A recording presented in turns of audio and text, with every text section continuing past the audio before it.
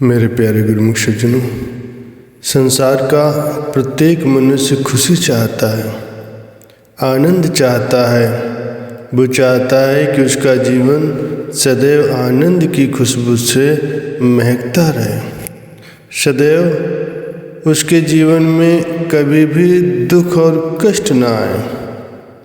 जैसा कि महापुरुषों का फरमान है, तमन्ना है हर इंसान की मैं हमेशा सुखी और आनंद में रहूं, कभी भी दुख मुझको न सताए, सदा खुशियों से भरपूर रहूं। महापुरुष श्री गुरु नानक देव जी महाराज जी के भी वचन हैं, नित्य नित्य खुशियाँ मन करे, नित्य नित्य मंगे सुख जीव। अर्थात मनुष्य का मन नित्य प्रति ही खुशियाँ चाहता है, नित्य प्रति ही सुख की कामना करता है। अभिलाषा तो सबकी यही है कि संसार का प्रत्येक मनुष्य अपनी इसी अभिलाषा को पूर्ण करने में ही दिन रात लगा है। उसके जीवन की कितनी ही भाग दौड़ है, जितनी भी कार्यवाही है, वो सब इसीलिए है कि उसका जीवन सदैव आनंद से भरा रहे। चाहे वह धन कमाने, चाहे संसार के अन्य कार्य में, चाहे पद प्रतिष्ठा प्राप्त करने के यत्न में, चाहे कुछ भी करे, परंतु ये सब इसीलिए है कि उसका जीवन आनंद और खुशी से भरपूर रहे। लेकिन प्रश्न ये उत्पन्न होता है कि दिन रात भाग दौड़ और पुरुषार्थ करने के उपरांत भी क्या उसकी अभिलाषा पूरी होती है? नहीं, देखने में यही आता है, आनंद और खुशी के लिए प्रयत्न और पुरुषार्थ करने के बाद भी संसार का प्रत्येक मनुष्य दुख, चिंता और अशांति से ग्रस्त है। योगीश्वर प्रबुद्ध जी राजा निमि के प्रति उपदेश करते हैं कि संसारी मनुष्य सुख और आनंद की प्राप्ति, दुख की निवृत्ति के लिए ही सब काम करते हैं, परंतु उनकी कार्रवाई का फल विपरीत हो जाता है। वे सुख के स्थान पर दुख ही पाते हैं और दुख निवृत्ति के स्थान पर दुख प्रतिदिन बढ़ता ही जाता है। ऐसे ही वचन गोस्वामी तुलसीदास जी ने भी फरमाया है, बहुत यतन सुख के किए, दुख का किया न कोय, तुलसी ये आश्चर्य है, अधिक अधिक दुख हो। और यह कोई एक दो अथवा चार मनुष्यों की दशा नहीं है, लगभग सारा संसार ही इसी दशा में है। ऊपर से चाहे वो हर तरह से संपन्न और सुखी दिखाई देते हों, परंतु उनके अंतर हृदय में यदि झांक कर देखा जाए तो पता चलेगा वो बहुत दुखी है, अशांत है, परेशान है।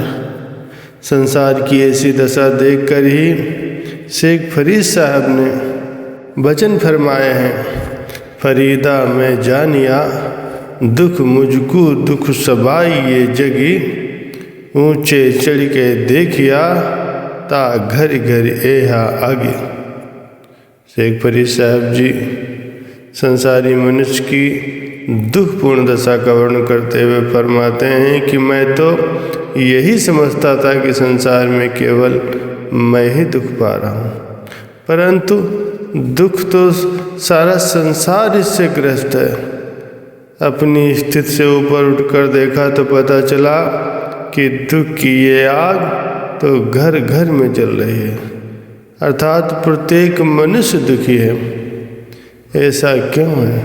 इस पर मनुष्य को गहनता से विचार करने की आवश्यकता है, जबकि उसके हृदय में इच्छा प्रबल रूप से विद्यमान है कि उसका जीवन सदैव आनंद से भरा रहे, और इसीलिए वो प्रयत्नशील भी है, इसीलिए वो भाग दौड़ भी कर रहा है, लेकिन परिणाम उल्टा ही निकलता है। अर्थात आनंद और खुशी के स्थान पर उसे दुख, चिंता, कल्पना आदि की ही प्राप्ति होती है। अतः संत महापुरुष ही हमारा सही मार्गदर्शन करते हैं और इसका रहस्य खोलते हैं। उनका फरमान है कि जहाँ तक मनुष्य की अभिलाषा का प्रश्न है वो तो ठीक है, परंतु खुशी और आनंद के लिए जो उसकी खोज है वो गलत है। वो आनंद और खुशी की चीज़ जो उसकी खोज है वो बाह्य संसार अर्थात माया और माया के संबंधों और पदार्थों में करता है, जिसमें आनंद और खुशी का नाम भी नहीं है। यही कारण है कि वो सच्चे आनंद और सच्ची खुशी से वंचित है। यदि वो सही ठिकाने पर खोज करे तो निश्चित रूप से ही उसकी अभिलाषा पूर्ण हो जाएगी। महापुरुषों के वचन है कि वस्तु कहीं ढूंढे कहीं, कहीं विधि आवे हाथ, कहे कबीर तब पाइए जब भेदी लीजिए साथ। अर्थात जो वस्तु किसी अन्य स्थान पर है और मनुष्य उसे किसी अन्य स्थान पर ढूंढ रहा है, तो फिर गलत स्थान पर खोज करने से वो वस्तु कैसे हाथ में आ सकती है। परम संत श्री कबीर साहब जी फरमाते हैं कि जिस वस्तु की मनुष्य को खोज है वो वस्तु तो तभी प्राप्त होगी जब वास्तविक ठिकाने पर उसकी खोज की जाएगी। और इसके लिए यह आवश्यक है कि वास्तविक ठिकाने की जानकारी रखने वाले भेदी की सहायता ली जाए, उसका मार्गदर्शन प्राप्त किया जाए।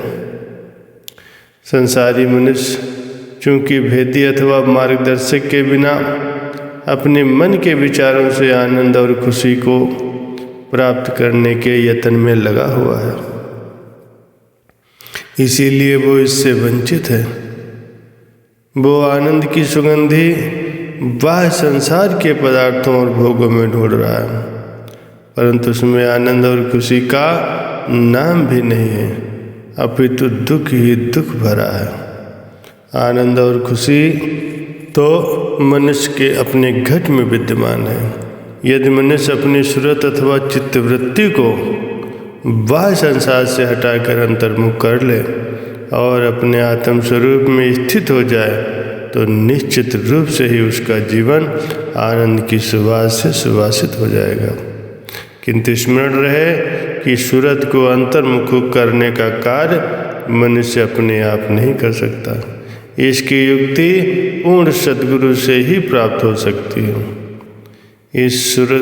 इस युक्ति को ही सूरत शब्द योग कहते हैं। इस युक्ति के द्वारा जब मनुष्य अपनी सूरत को अंतर्मुख करता है तो फिर सद्गुरु की कृपा से वो अपने आत्म स्वरूप में स्थित हो जाता है। फलस्वरूप उसका जीवन आनंद से सुगंधित हो जाता है। इस तत्व को समझाने के लिए संत महापुरुष मृग का प्रमाण देते हैं। मृग की नाभि में कस्तूरी होती है। इस सुगंध से आकर्षित होकर मृग उस वस्तु को इधर उधर जंगली घास और झाड़ियों में खोजता है, क्योंकि वो यही समझता है कि ये सुगंध कहीं बाहर से आ रही है। वह इस बात से अनभिज्ञ होता है कि सुगंध तो उसके अपने ही अंदर है। व्यर्थ बाहर खोजने में भटकता, दुखी और परेशान होता रहता है। यही दशा आम संसारी मनुष्य की भी है। यद्यपि संतों महापुरुषों ने अपनी वाणियों में स्थान स्थान पर इस तथ्य की ओर संकेत किया है कि कस्तूरी की ही तरह आनंद और खुशी का स्रोत, उसका भंडार मनुष्य के अपने अंदर ही विद्यमान है, परंतु मनुष्य इस संकेत को समझने का प्रयत्न ही नहीं करता।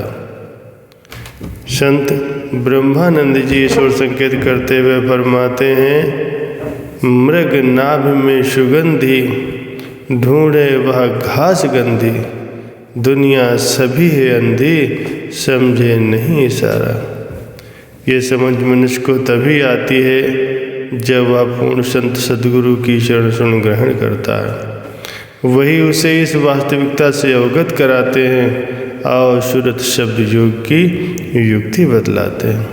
इस युक्ति के द्वारा जब मनुष्य अपनी सूरत को अंतर्मुख करता है तो फिर वो आनंद और खुशी के वास्तविक स्रोत तक पहुंच जाता है और उसका जीवन सदा सदा के लिए आनंद की खुशबू से सुगंधित हो जाता है।